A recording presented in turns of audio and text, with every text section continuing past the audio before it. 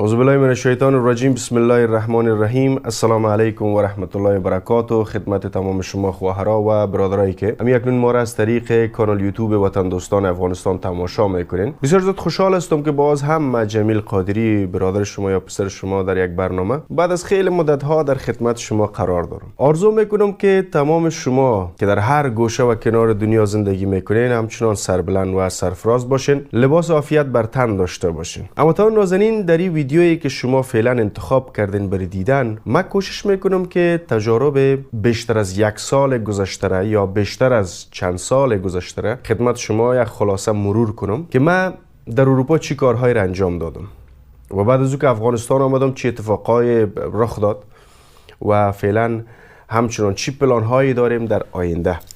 پس در این ویدیو در رابطه با گذشته و در رابطه با حال حاضر و همچنان در رابطه با آینده صحبت میکنم ان شاء الله تعالی. اما تا نازنین با نام و چهره و سیمای من آشنا هستین، باز هم کسانی که نمیشناسین، اسم مکمل من است عبدالجمیل قادری.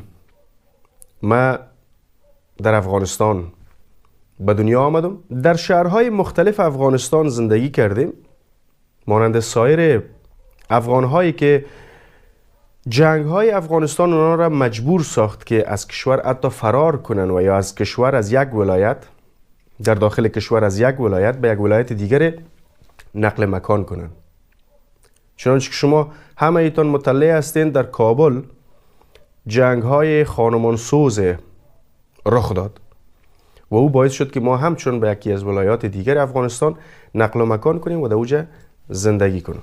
دوران مکتب لیسه و همچنان متوسط ابتدایه متوسطه و لیسه را من در مزار شریف به اتمام رساندم.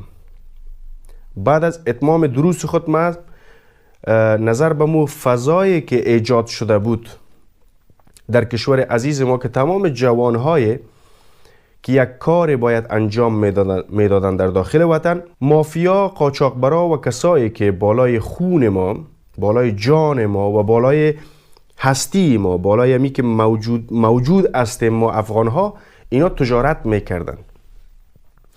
این تجارها جوانها را انتقال میدادن به کشورهای مختلف و یا در داخل افغانستان پروپاگاند انجام میدادن، نظر به تصاویر، عکس‌ها، ویدیوها، فیلمها و از طریق گروه هایی که در افراد و اشخاص را که در بین گروه های جوانا و نوجوانا دخیل می ساختن و انگیزه رفتن به کشورهای خارجی را می دادن. همین فضا ایجاد شده بود که باید ما هم به کشورهای خارجی سفر کنیم. در اواخر سال 2007، در آغاز سال